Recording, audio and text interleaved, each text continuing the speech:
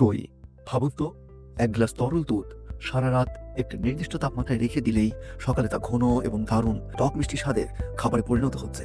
এই পরিবর্তনের পিছনে লুকিয়ে আছে এক শক্তিশালী অদৃশ্য সেনাবাহিনী, যাদের আমরা চিনি প্রোবায়োটিক হিসেবে। ঘরোয়া পদ্ধতিতে লাল মরিচ দিয়ে জমানো দই থেকে শুরু করে আজকের যুগের অত্যাধুনিক স্মার্ট ইয়োগার্ট মেকার বা গরু ছাড়াই তৈরি ফিউশন মিল্ক দইয়ের এই রোমাঞ্চকর চাকা নিয়ে আমাদের আজকের আলোচনা।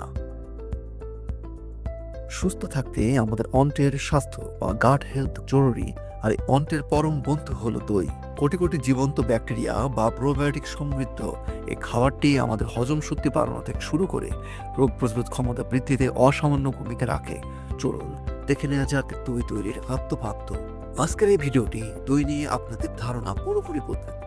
এখন বলুন তো, কোন ব্যাকটেরিয়া দুধ থেকে দই তৈরি করে? দুধ থেকে দই তৈরি করতে প্রধানত ল্যাক্টোব্যাসিলাস নামক ব্যাকটেরিয়া কাজ করে। বিশেষভাবে ল্যাক্টোব্যাসিলাস বুলগারিকাস এবং স্ট্রেপ্টোকক্কাস থার্মোফিলাস নামক দুইটি ব্যাকটেরিয়া দই তৈরির প্রক্রিয়ায় সবচেয়ে বেশি ব্যবহৃত হয়। এই ব্যাকটেরিয়াগুলো দুধের ল্যাকটোজকে ল্যাকটিক অ্যাসিডে রূপান্তরিত করে, যার ফলে দুধ জমে দইয়ে পরিণত হয়। এগুলো ছাড়া আর কোনো ব্যাকটেরিয়া দই তৈরি করে? হ্যাঁ, দই তৈরিতে ল্যাক্টোব্যাসিলাস এবং স্ট্রেপ্টোকক্কাস ছাড়াও আরও বেশ কিছু উপকারী প্রোবায়োটিক ব্যাকটেরিয়া ব্যবহৃত হয়। দইয়ের স্বাদ, গঠন এবং পুষ্টিগুণ বাড়াতে যে সকল বাড়তি ব্যাকটেরিয়া যোগ করা হতে পারে তার মধ্যে উল্লেখযোগ্য হল বিফিডোব্যাকটেরিয়াম, বিফিডাম এবং বিফিডোব্যাকটেরিয়াম ল্যাকটিস সবচেয়ে সাধারণ, যা হজম ক্ষমতা বৃদ্ধি এবং রোগ প্রতিরোধ ক্ষমতা বাড়াতে দইয়ে যোগ করা হয়। ল্যাক্টোব্যাসিলাস অ্যাসিডোফিলাস, এটি অন্ত্রের স্বাস্থ্যের উন্নতির জন্য দইয়ে ব্যাপকভাবে ব্যবহৃত হয়। ল্যাক্টোকক্কাস ল্যাকটিস, এটি সাধারণত দুগ্ধজাত পণ্যের গাজন প্রক্রিয়ায় ব্যবহৃত একটি সাধারণ ব্যাকটেরিয়া। ল্যাক্টোব্যাসিলাস ক্যাসেই, এটিও একটি শক্তিশালী প্রোবায়োটিক যা দইয়ের মান উন্নয়নের ভূমিকা রাখে। লিকোনোস্টক, কিছু বিশেষ ধরনের দুগ্ধজাত পণ্য বা ট্রেডিশনাল দই তৈরিতে এটি ব্যবহৃত হয়। আধুনিক দই উৎপাদনকারী প্রতিষ্ঠানগুলো স্বাস্থ্যগুণ বাড়ানোর জন্য প্রায়ই এই মাল্টি স্ট্রেইন প্রোবায়োটিক কালচারগুলো ব্যবহার করে। তাহলে প্রাকৃতিকভাবে আমরা কোন ব্যাকটেরিয়ার মাধ্যমে দই পাই? প্রাকৃতিকভাবে দই তৈরির জন্য কোনো ল্যাবরেটরিতে তৈরি করা ব্যাকটেরিয়ার প্রয়োজন হয় না, বরং প্রকৃতিতে বিদ্যমান ল্যাকটিক অ্যাসিড ব্যাকটেরিয়া এই কাজ করে। এর উৎসগুলো হলো গাছপালা ও পরিবেশ। গাছপালা ও পরিবেশে ল্যাক্টোব্যাসিলাস বুলগারিকাস এর মতো ব্যাকটেরিয়াগুলো প্রাকৃতিকভাবে গাছপালা বা উদ্ভিজ্জ পরিবেশে থাকে। আদিকালে মানুষ যখন গবাদি পশু পালন শুরু করে, তখন এই ব্যাকটেরিয়াগুলো ঘাস বা গাছপালার মাধ্যমে দুধের সংস্পর্শে এসে প্রাকৃতিকভাবে দই তৈরি করত। কাঁচা দুধ, গরুর কাঁচা দুধে প্রাকৃতিকভাবে কিছু অণুজীব বা ব্যাকটেরিয়া উপস্থিত থাকে, যা গাজন প্রক্রিয়ায় দুধকে দইয়ে রূপান্তর করতে পারে। উদ্ভিজ্জ উপকরণ, এটা হচ্ছে একটা বিকল্প পদ্ধতি। অনেকে স্টার্টার কালচার ছাড়া দই জমাতে শুকনো লাল মরিচ, ওটা সহ বা আদার খোসা ব্যবহার করে। এগুলোর গায়ে প্রাকৃতিকভাবে লেগে থাকা ব্যাকটেরিয়া দুধের ল্যাকটোজকে অ্যাসিডে পরিণত করতে সাহায্য করে। অথবা আমরা প্রাকৃতিকভাবে দই পেতে সাধারণত আগের দিনের জমানো দইয়ের সামান্য অংশ, যাকে সাজা বা বীজ বলা হয়, এগুলো ব্যবহার করি। বেঁচে থাকা জ্যান্ত ব্যাকটেরিয়াগুলো নতুন দুধে ছড়িয়ে পড়ে এবং বংশবৃদ্ধি করে দুধকে দইয়ে রূপান্তরিত করে।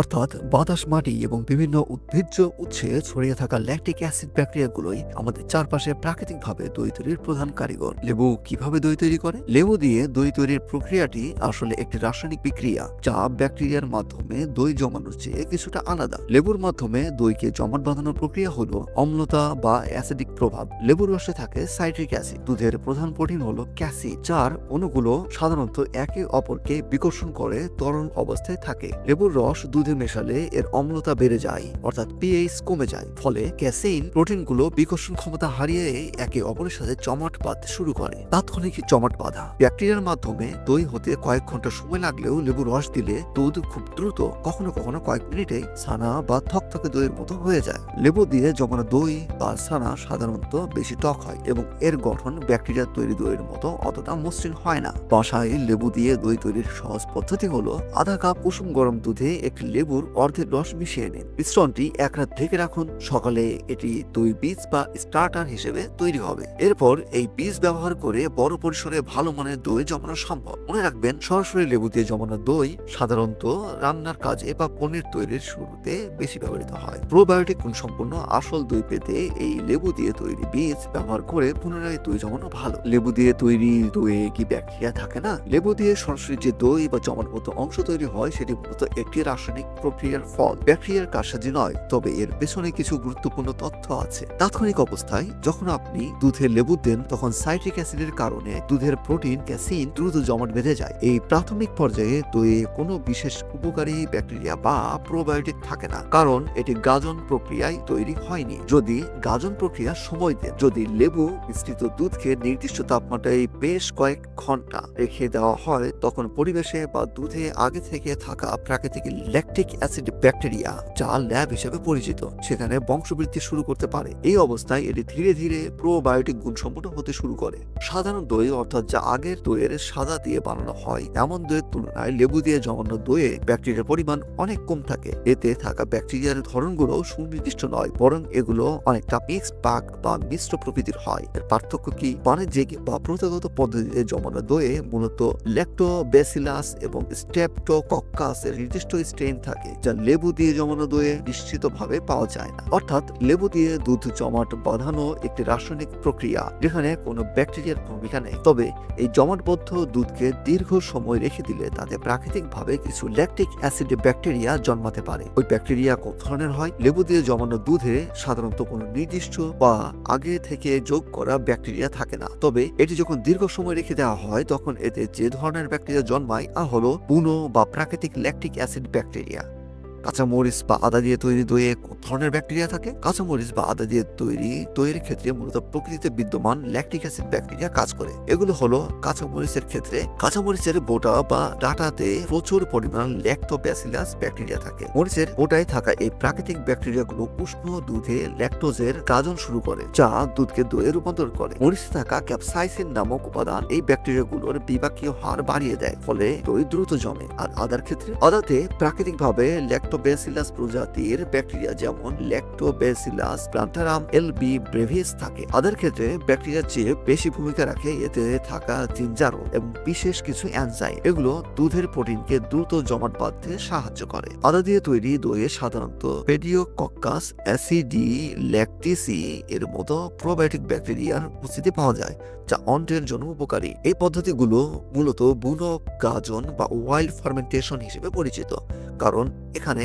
বাইরের কোনো কৃত্রিম কালচার ব্যবহার না করে সরাসরি উদ্ভিদ থেকে পাওয়া প্রাকৃতিক ব্যাকটেরিয়া ব্যবহার করা হয়। তাহলে শুকনো মরিচ না কাঁচা মরিচ ভালো? দই তৈরির জন্য শুকনো লাল মরিচ সাধারণত কাঁচা মরিচের চেয়ে বেশি কার্যকর বলে মনে করা হয়, তবে দুটিই ব্যবহার করা যায়। কেন শুকনো মরিচ ভালো? তার কারণগুলো হলো, শুকনো লাল মরিচে ক্যাপসাইসিন এবং অ্যাসকর্বিক অ্যাসিডের ঘনত্ব বেশি থাকে, যা দুধকে দ্রুত জমাট বাঁধতে এবং ঘন দই তৈরি করতে সাহায্য করে। শুকনো মরিচের বোটায় থাকা ল্যাক্টোব্যাসিলাস ব্যাকটেরিয়াগুলো দীর্ঘ সময় সুপ্ত অবস্থায় থাকলেও দুধে দেওয়ার সাথে সাথে সক্রিয় হয়ে ওঠে এবং দই জমানোর প্রক্রিয়াকে ত্বরান্বিত করে।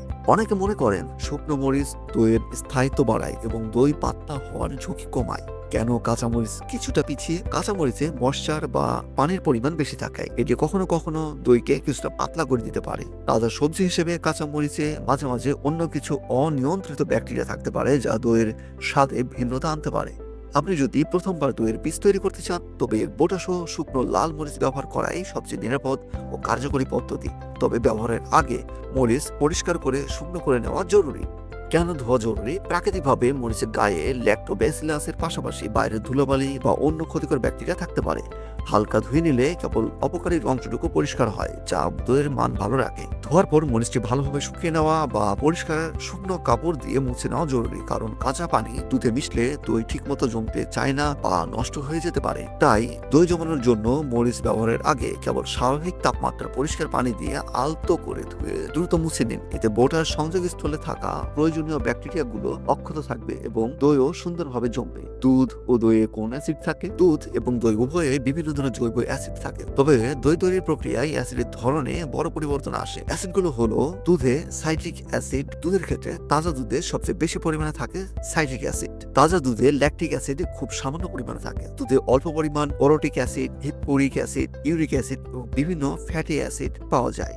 আর দইয়ে ল্যাকটিক অ্যাসিড, এটি দইয়ের প্রধান অ্যাসিড। গাজন প্রক্রিয়ায় ব্যাকটেরিয়া ল্যাকটোজ চিনিকে ভেঙে ল্যাকটিক অ্যাসিডে রূপান্তর করে, যা দইয়ে টক স্বাদ দেয় এবং দুধ জমাট বাঁধতে সাহায্য করে। অ্যাসিডিক অ্যাসিড, গাজন প্রক্রিয়ায় উপজাত হিসেবে দইয়ে অল্প পরিমাণে অ্যাসিডিক অ্যাসিড তৈরি হয়। দইয়ে পাইরুভিক অ্যাসিড, অক্সালিক অ্যাসিড এবং দুধের আগে থেকে থাকা সাইট্রিক বা অরোটিক অ্যাসিডের অবশিষ্টাংশ থাকতে পারে। অর্থাৎ দুধের প্রধান অ্যাসিড হলো সাইট্রিক অ্যাসিড, যা দই হওয়ার সময় ল্যাকটিক অ্যাসিডে পরিণত হয়। সাইট্রিক অ্যাসিড কমে যায়, অর্থাৎ সাইট্রিক অ্যাসিড কমে যায় এবং ল্যাকটিক অ্যাসিড বেড়ে যায়। হ্যাঁ, একদম ঠিক ধরেছেন। দই তৈরির সময় দুধে থাকা সাইট্রিক অ্যাসিডের পরিমাণ কমে যায় এবং ল্যাকটিক অ্যাসিডের পরিমাণ বহুগুণ বেড়ে যায়। এই পরিবর্তনের মূল কারণগুলো হলো ল্যাকটিক অ্যাসিডের বৃদ্ধি। দই তৈরির সময় ল্যাক্টোব্যাসিলাস ব্যাকটেরিয়া দুধের প্রধান শর্করা ল্যাকটোজ খেয়ে ফেলে এবং বর্জ্য হিসেবে প্রচুর পরিমাণে ল্যাকটিক অ্যাসিড ত্যাগ করে। এই অ্যাসিডই দুধের প্রোটিনকে জমাট বাঁধিয়ে দই তৈরি করে এবং দইকে টক স্বাদ দেয়। সাইট্রিক অ্যাসিডের হ্রাস, দুধ যখন দই রূপান্তরিত হয় তখন কিছু নির্দিষ্ট ব্যাকটেরিয়া দুধে থাকা প্রাকৃতিক সাইট্রিক অ্যাসিডকে বিপাক বা ব্যবহার করে ফেলে। এই প্রক্রিয়ায় সাইট্রিক অ্যাসিড ভেঙে ডায়াসিটিল নামক সুগন্ধি যৌগ তৈরি করে, যা দইয়ের চমৎকার ঘ্রাণ তৈরি করে। দুধে অ্যাসিডের পরিমাণ, সাইট্রিক অ্যাসিড এটি তাজা দুধের প্রধান জৈব অ্যাসিড। প্রতি 100 গ্রাম দুধে এর পরিমাণ প্রায় 152 মিলিগ্রাম, যা প্রায় 0.1% থেকে 0.2%-র মধ্যে হয়। ল্যাকটিক অ্যাসিড, তাজা দুধে ল্যাকটিক অ্যাসিড প্রায় থাকেই না, এর পরিমাণ সাধারণত 0.002% এর নিচে থাকে। ল্যাকটিক অ্যাসিডের উপস্থিতি বেড়ে যাওয়া মানেই দুধ টক হতে শুরু করেছে। তাহলে দইয়ের অ্যাসিডের পরিমাণ, ল্যাকটিক অ্যাসিড। দই তৈরির পর এটি প্রধান অ্যাসিডে পরিণত হয়। প্রতি 100 গ্রাম দইয়ে ল্যাকটিক অ্যাসিডের পরিমাণ বেড়ে দাঁড়ায় প্রায় 986 মিলিগ্রাম বা 0.6% থেকে 1.2% এর মধ্যে। অর্থাৎ দুধের তুলনায় দইয়ের ল্যাকটিক অ্যাসিডের পরিমাণ বহুগুণ বেড়ে যায়।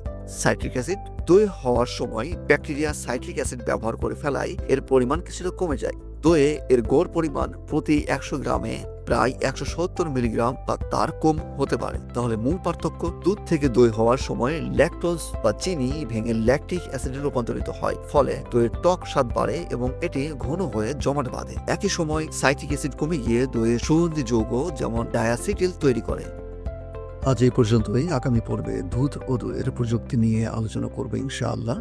সাবস্ক্রাইব করে সাথে থাকুন। কোনো বিষয়ে আগ্রহ থাকলে কমেন্টে জানাবেন, সাধ্যে থাকলে আলোচনা করবে ইনশাআল্লাহ। আশা করি ভালো লেগেছে। লাইক করে শেয়ার করুন। ধন্যবাদ। আল্লাহ হাফেজ।